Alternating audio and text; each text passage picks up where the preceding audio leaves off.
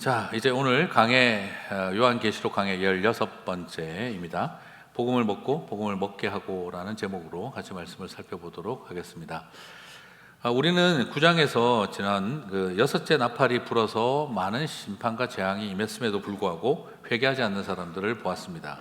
한 번 더 살펴보면 계시록 9장 20절 21절 이 재앙에 죽지 않고 남은 사람들은 손으로 행한 일을 회개하지 아니하고 오히려 여러 귀신과 또는 보거나 듣거나 다니거나 하지 못하는 금, 은, 동과 목석의 우상에게 절하고 또 그 살인과 복술과 음행과 도둑질을 회개하지 아니하더라.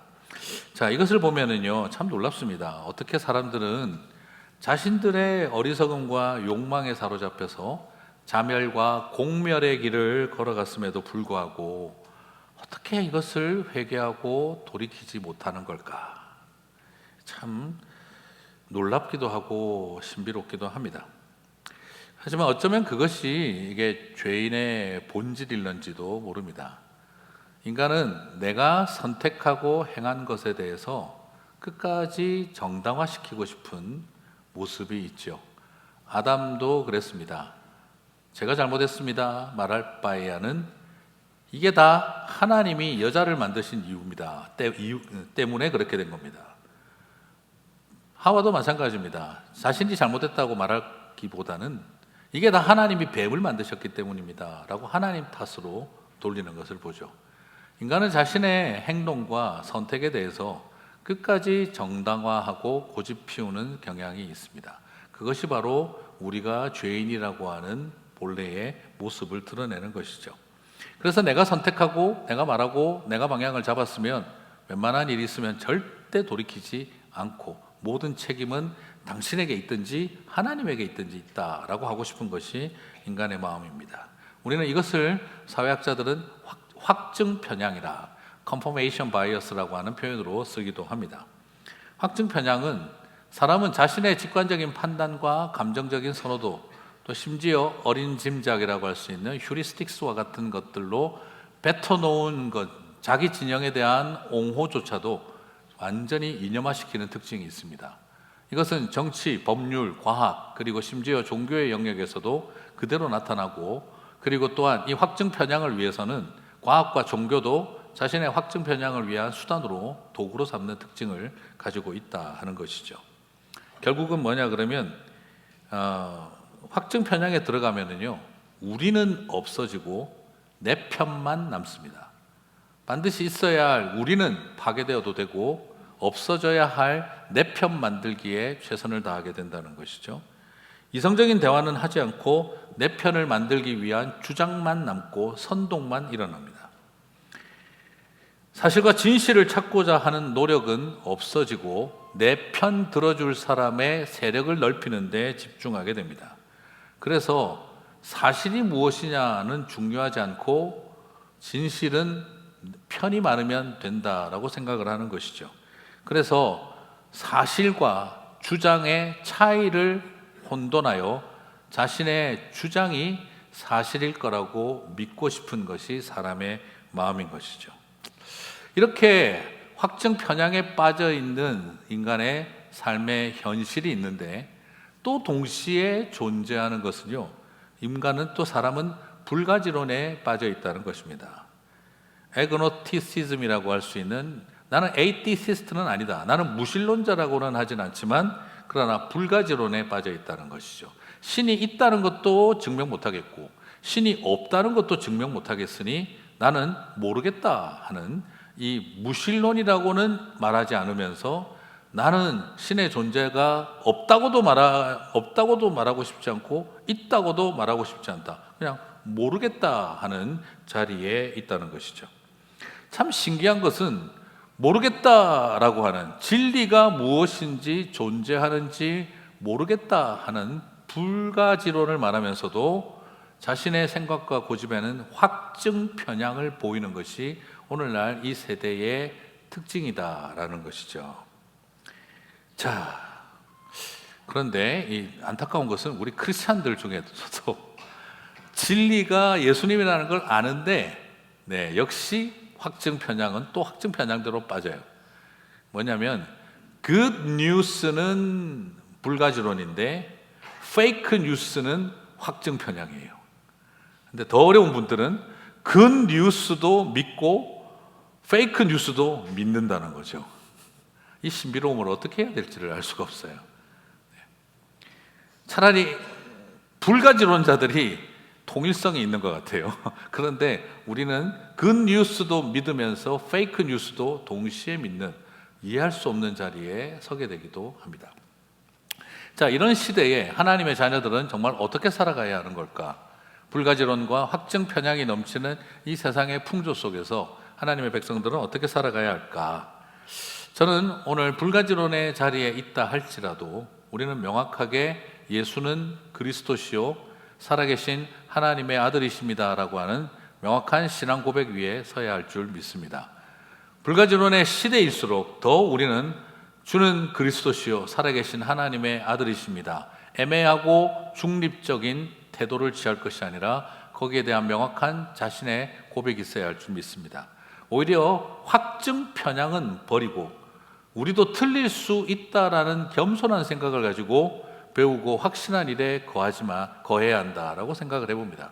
그래서 세상은 근 뉴스에 대해서는 불가지론을 외치고 거짓 뉴스에 대해서는 확증 편향을 보이는 세대 앞에서 우리는 틀릴 수 있다라는 전제를 가지고 알고리즘에 갇히지 않는 사람들이 되어지되, 그러나 진리가 근 뉴스에 대해서는 명확한 고백을 가진 백성들이 되었으면 좋겠다는 것이죠.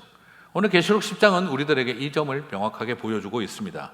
그래서 요한계시록 10장은 예수는 그리스도이신 것을 명확하게 보여줍니다. 그리고 두 번째로 복음이 우리를 살리고 우리는 복음으로 그들을 살려야 한다 하는 메시지를 명확하게 던져주고 계십니다.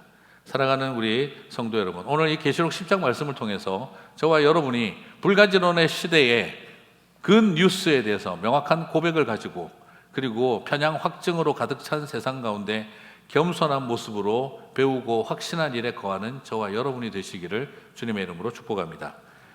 자, 그러면 이제 첫 번째부터 한번 살펴보겠는데요. 펼쳐진 두루마리를 주신 예수님을 먼저 발견했으면 좋겠습니다. 자, 오늘 펼쳐진 두루마리를 들고 오시는 이가 하나님이신 예수 그리스도이십니다.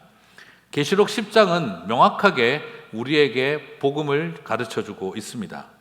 두루마리와 힘센 천사, 계시록 5장과 비교해서 살펴보면서 그 의미들을 한번 찾아보겠습니다.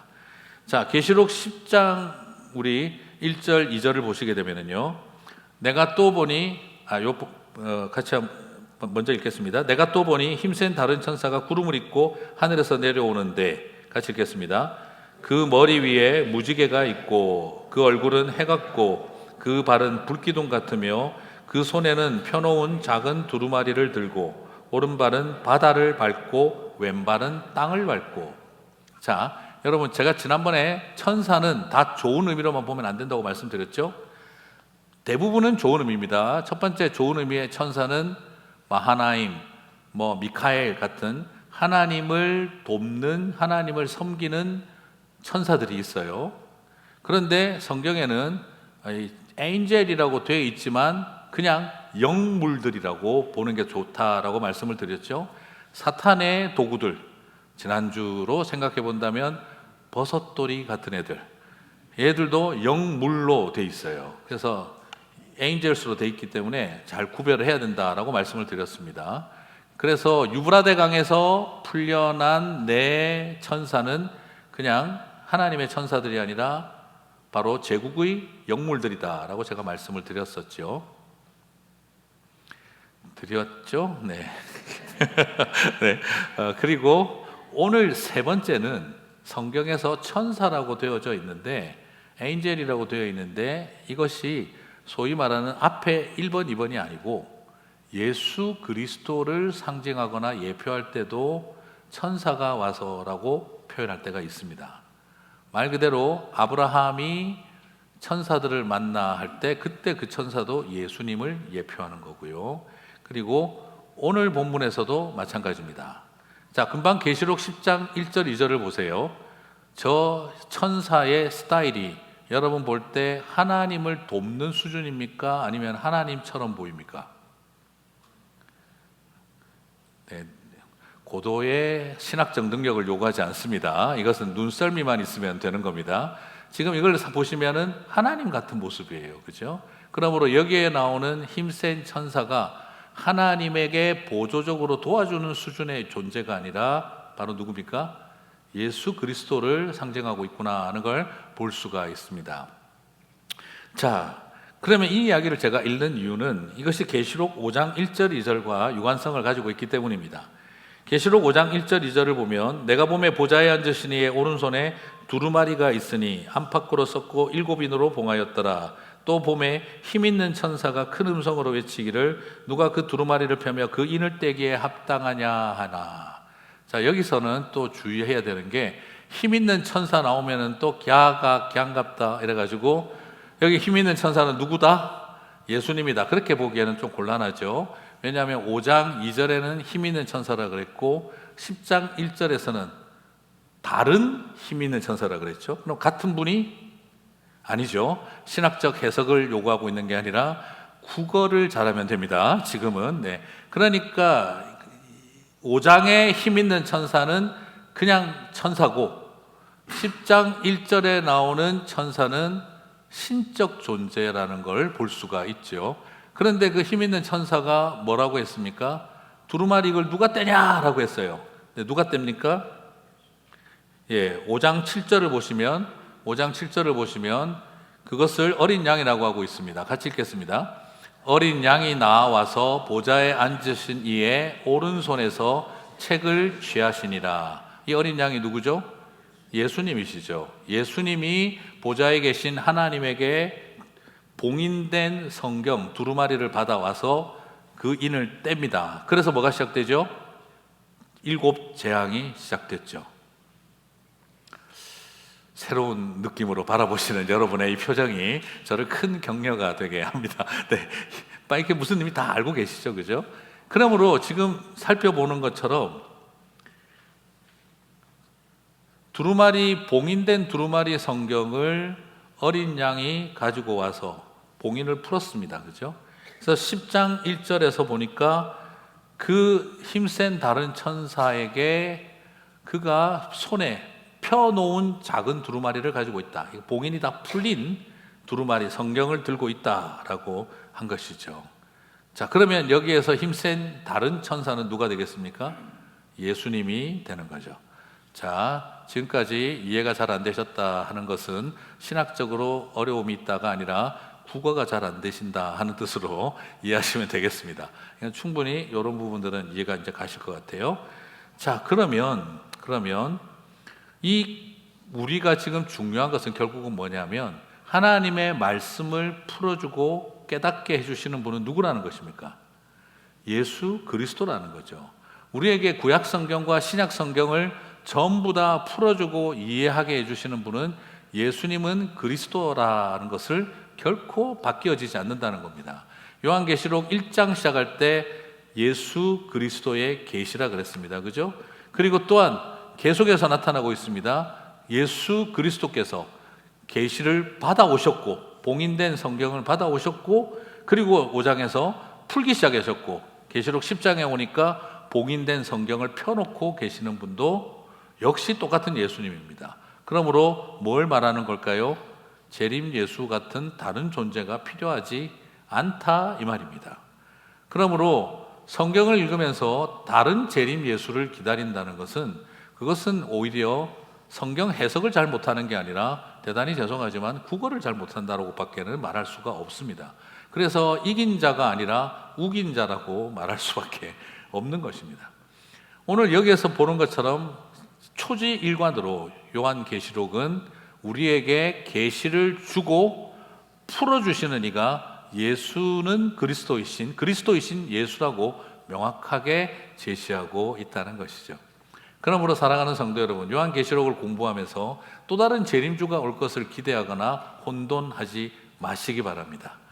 예수님이 그리스도이심을 온전히 알고 말씀이신 그분이 우리에게 말씀을 받아오셔서 그 말씀으로 봉인을 풀고 우리들에게 깨닫게 해주시는 분은 오직 그리스도 예수이신 줄 믿습니다.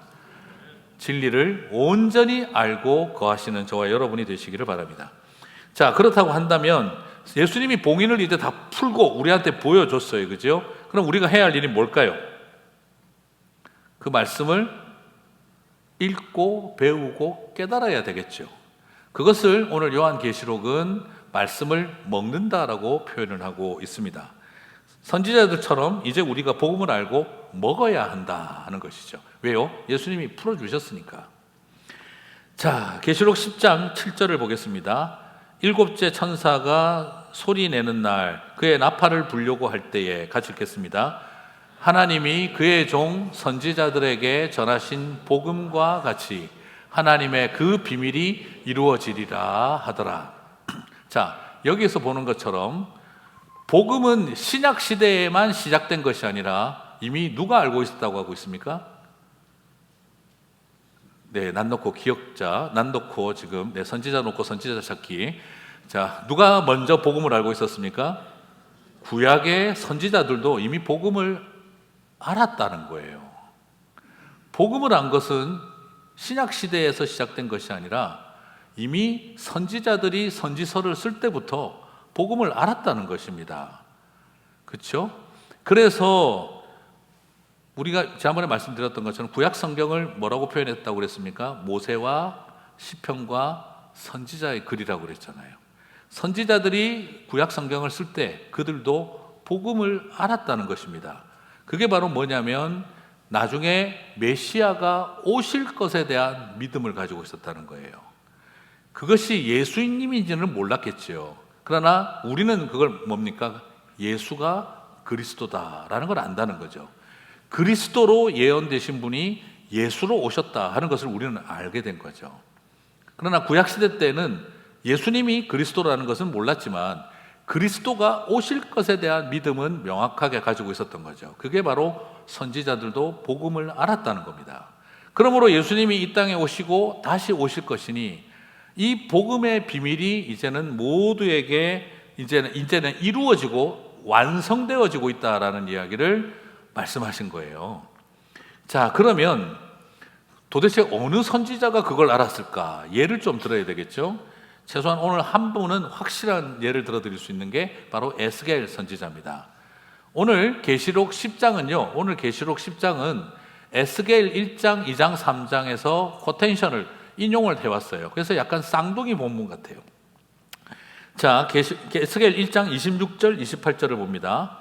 그 머리 위에 있는 궁창 위에 보좌의 형상이 있는데 그 모양이 남보석 같고 그 보좌의 형상 위에 한 형상이 있어 사람의 모양 같더라. 그 사방 광채의 모양은 비 오는 날 구름 위에 있는 무지개 같으니 이는 여호와의 영광의 형상의 모양이라.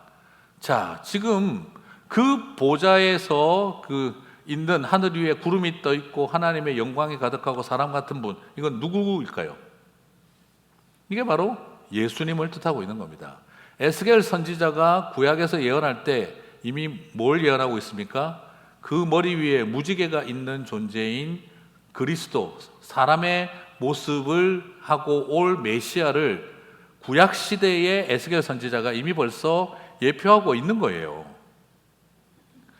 목사님, 뭐 무지개 하나만 비슷하고 나머지는 뭐 좀 더 정확히 너무 엮으시는 거 아니에요? 그래서 이렇게 보실 수도 있습니다만 뒤로 계속 보시면 돼요. 네. 에스겔 2장 8절 9절 보시면은요, 너 인자야, 내가 내게 이르는 말을 듣고 그 패역한 족속같이 패역하지 말고, 같이 읽겠습니다. 내 입을 벌리고 내가 내게 주는 것을 먹으라 하시기로. 내가 보니 보라, 한 손이 나를 향하여 펴지고 보라, 그 안에 두루마리 책이 있더라. 지금 그 사람의 형상을 가진 하나님 신적 존재가 뭐라고 합니까?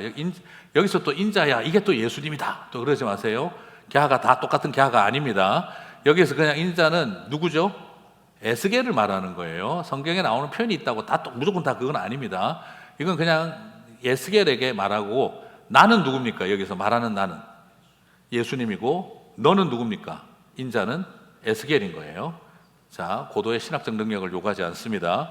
국어만 하시면 이건 다 이해할 수 있는 거예요. 자, 그래서 너 에스겔아, 내가 예수님이 에스겔에게 이러는 말을 듣고, 그리고 하시는 말이 먹으라 하시고, 그 먹는 게 뭐예요? 예, 과자가 아니고 뭡니까? 하나님의 말씀을 먹으라고 한 거예요. 그러므로 말씀을 먹으라고 하는 계시록의 이 이야기는 어느 날 갑자기 생뚱맞게 튀어나온 게 아니라 이미 에스겔 선지자에게도 하셨던 말씀이었다는 겁니다. 오늘 계시록을 보면서 말씀을 먹으라, 이런 표현 처음 본다, 어렵다 생각하신 분은 구약을 안 읽고 있었다라는 뜻입니다. 지금 가슴이 뜨끔하신 분들은 집에 가서 성경을 좀 더 읽게 되시기를 바랍니다. 나는 이런 표현을 본 적이 없는데 참 계시록은 어렵다. 그 말은 평생 에스겔서를 한 번도 안 읽어봤었다라는 뜻이다라고 할 수가 있겠습니다. 계시록이 어려운 이유는 솔직히 말해서 성경을 잘 몰라서 그렇습니다. 자, 그러면 지금 오늘 이 이야기가 요한계시록 10장 이야기와 너무 쌍둥이 같다는 생각이 들죠. 계시록 그다음에 에스겔 3장 1절 3절만 또 한번 보겠습니다. 또 그가 내게 이르시되 인자야 너는 발견한 것을 같이 읽겠습니다.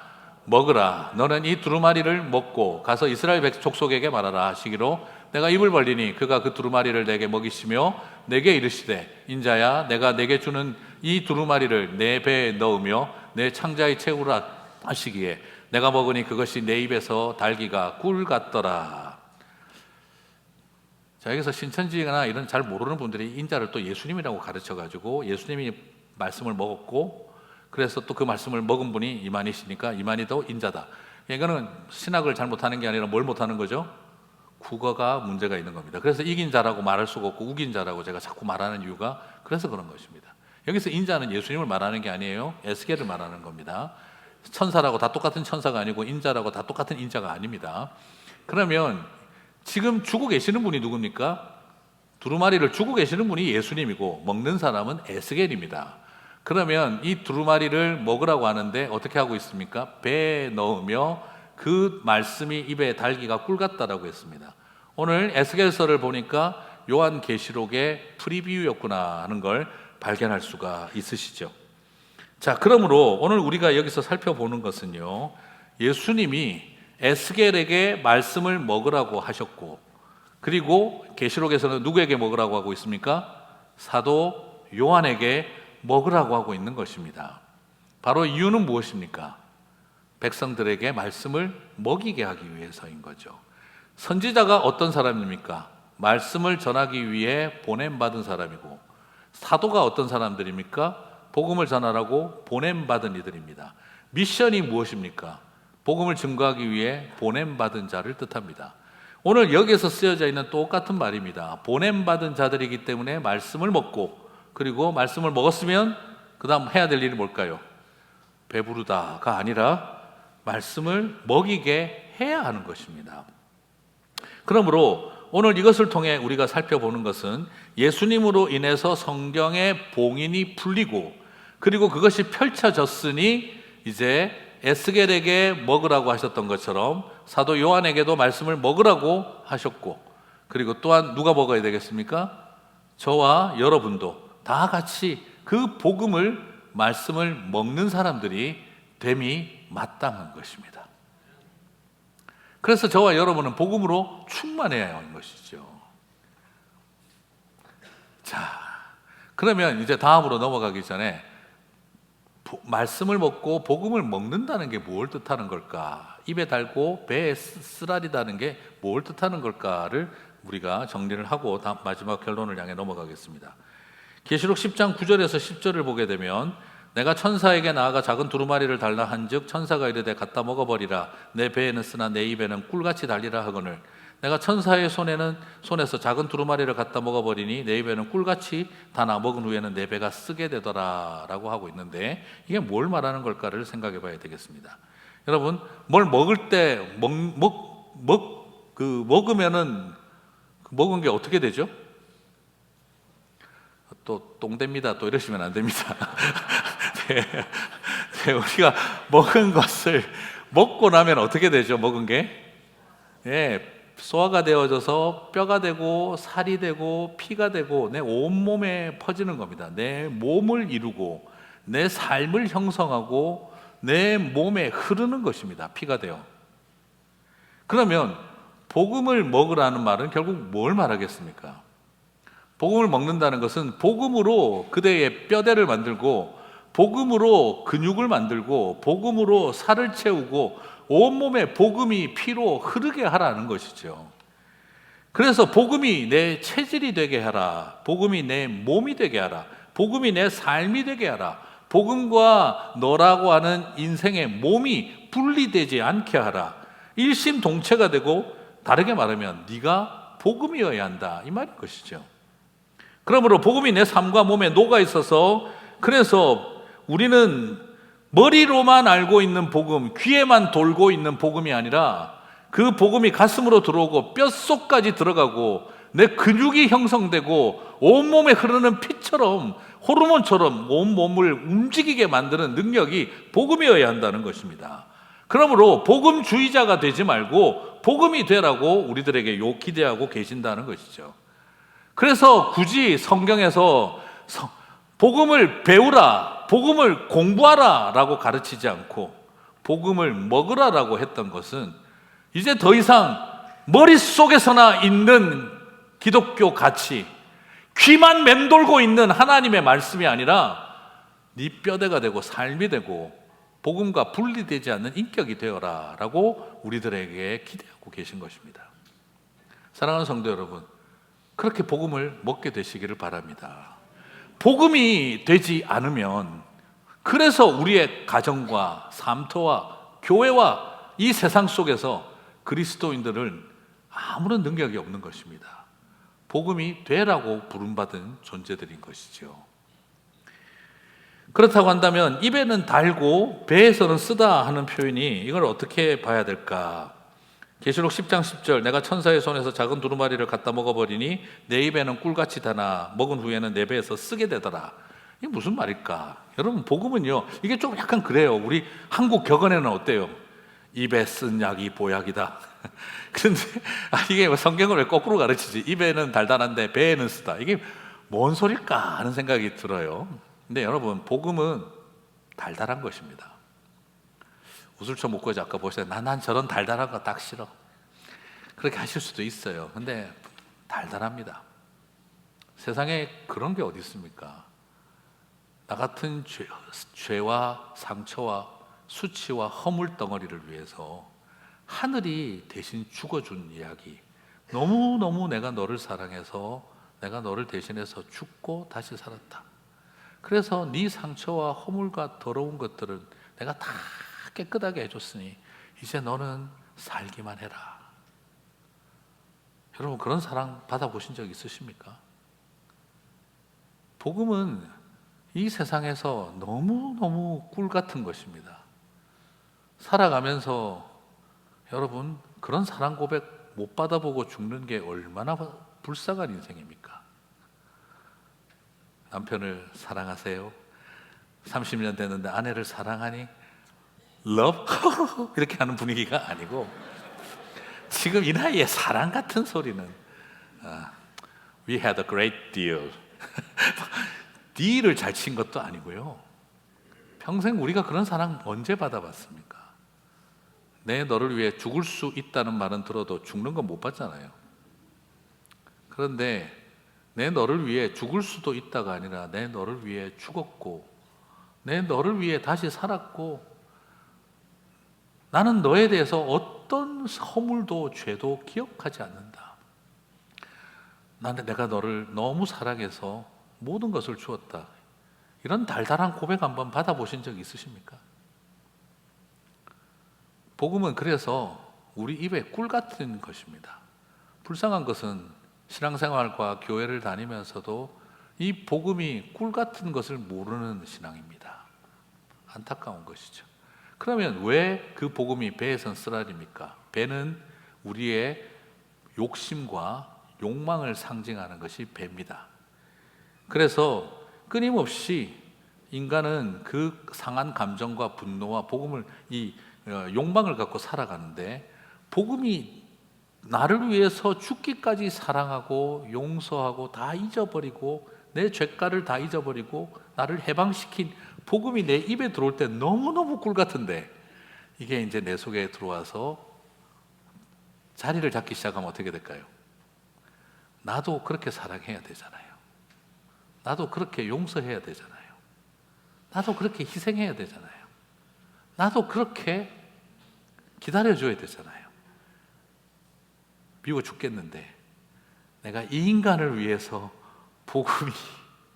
내가 이 인간을 위해서 복음이 된다. 쓰라린 것입니다. 고통스러운 것입니다. 내 몸이 부대끼는 것입니다. 그렇습니다. 나를 위해 십자가에서 죽기까지 기억도 안 하고 사랑해주는 사랑은 꿀처럼 달지만 내가 그렇게 하려면 이 복에서 속이 뒤틀리고 쓰라릴 수밖에 없는 것입니다. 오늘 그것을 보여주고 있는 거죠. 그러나 여러분, 그것이 참된 복음이 있다는 증거입니다. 내 입에 복음이 들어왔을 때 달고 그 복음 때문에 내가 사랑해야 되는데 못할 것 같다, 쓰라리고 용서해야 되는데 받아들여지지 않으니 부대끼고 기다려줘야 되는데 하는데 화가 나니까 부대끼는 과정, 그 모든 것 자체가 바로 뭐라는 겁니까? 내 안에 복음이 있다는 증거인 것입니다. 제일 답답한 것은 나는 속도 안 쓰리고 입맛도 무덤덤한 상태에 있는 신앙생활입니다. 아유, 막 교회 다녀도 나는 뭐가 달달한지 모르겠어요. 그냥 교회 자체도 입맛에 써요. 그냥. 뱃속에는요, 그러니까 뭐 뱃속에도 그냥 별로 특별하게 부대끼는 것도 없고 그냥 밍밍해요. 그것이 오히려 내 안에 복음이 없다는 것입니다. 오늘 저는 이것을 바라보면서 사랑하는 성도 여러분, 우리 안에 정말 꿀처럼 단 복음을 맛보고 그 복음 때문에 내 속에서 부대끼는 그 아픔과 고통을 경험하게 되시기를 바랍니다. 그걸 통해서 우리가 복음이 역사하고 있다는 것을 온전히 깨닫게 되는 것을 저는 그렇게 되는 줄 믿습니다. 자, 그렇다고 한다면 셋째, 복음을 이제 이렇게 먹었다면 이제 결론이 나오죠. 복음을 먹었으면 어떻게 해야 됩니까? 복음을 먹여야 하는 것입니다. 잘 몰라도 오늘 제목만 읽어봤어도 다 알 수 있습니다.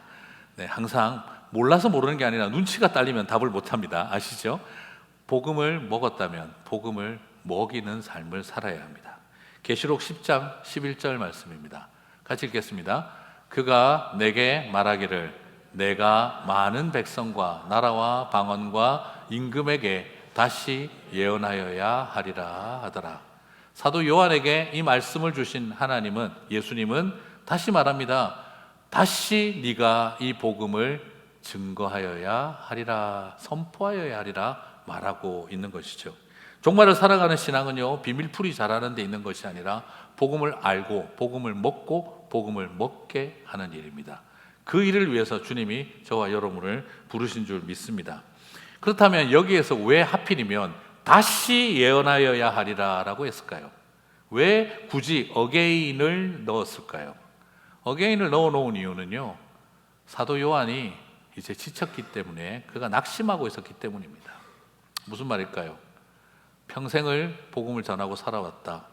그 사이에 내 사랑하는 동역자들은 다 죽었고 나만 살아남았다. 그리고 나는 이제 이 반모섬이라고 하는 감옥에 갇혀서 아무것도 하지 못하는 자리에 있게 됐다. 그런데 너무너무 절망스럽다.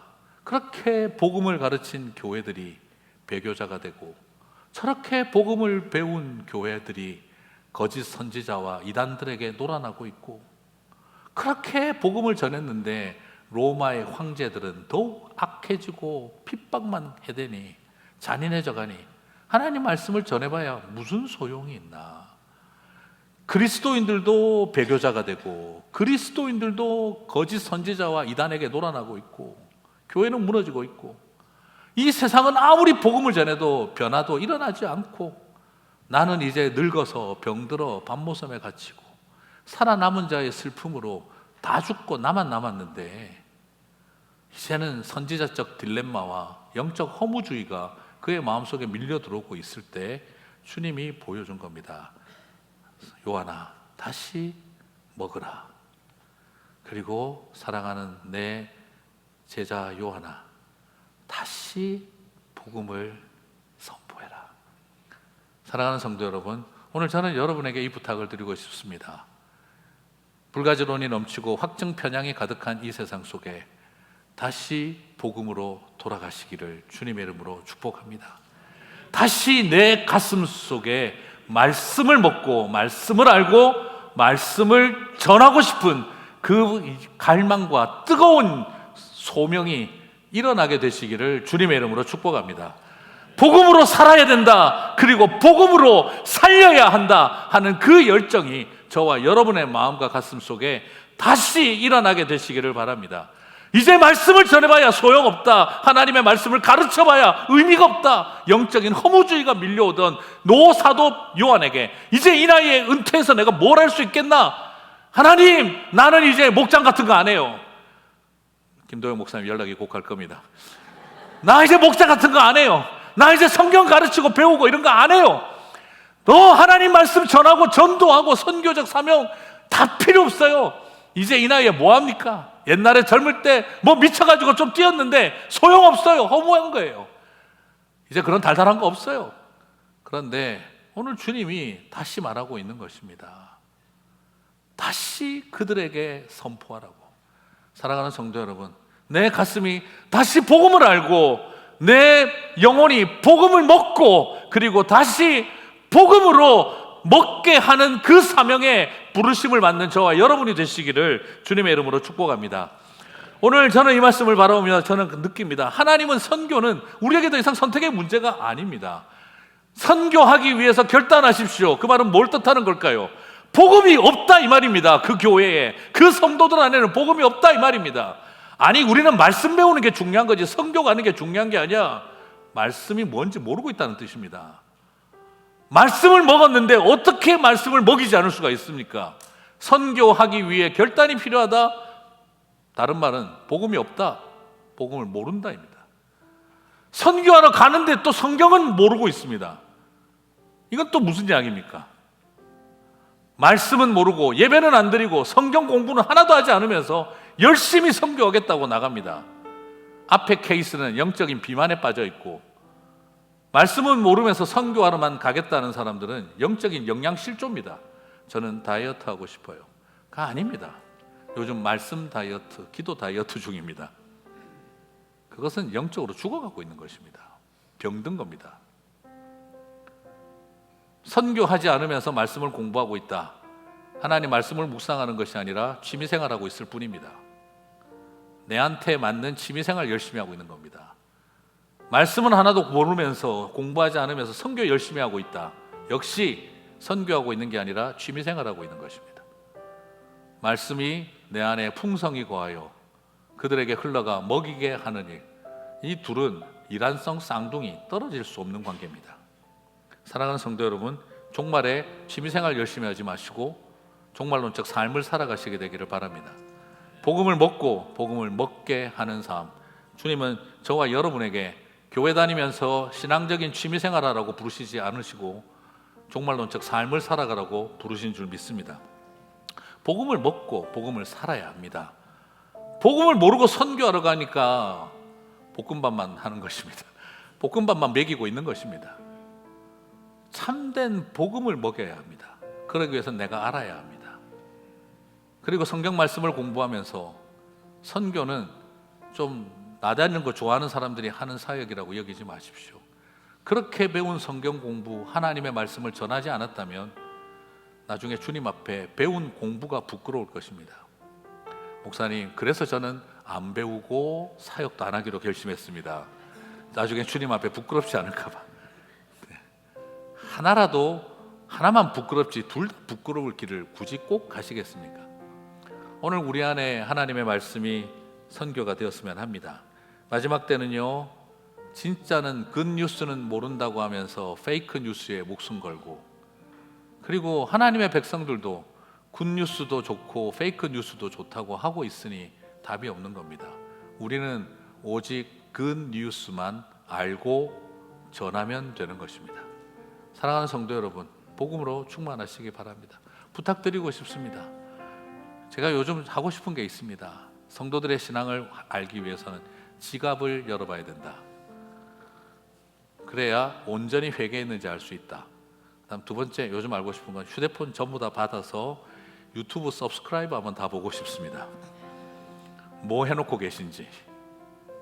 그 유튜브 서브스크라이브 되어 있는 것들이 어쩌면 내 정신 세계를 장악하고 있는 것이겠죠. 부탁드립니다. 제가 어느 날 신방 가서 TV 켜서 유튜브 서브스크라이브 뭐 돼 있는지 싹 다 확인하고 정치 유튜브 엄청나게 해놨으면 제가 계정 폭파시키고 집에 나오도록 하겠습니다. 찬양과 하나님 말씀으로 헛된 거짓된 이단들과 그런 말에 신경 쓰지 마시고 오로지 말씀으로 충만하고 넘치는 페이크 뉴스에 삶을 들이지 마시고 복음으로 충만하고 복음을 가르치는 저와 여러분 되시기를 바랍니다. 다리에서 일어나셔서 함께 찬양하고 기도하고 마치겠습니다.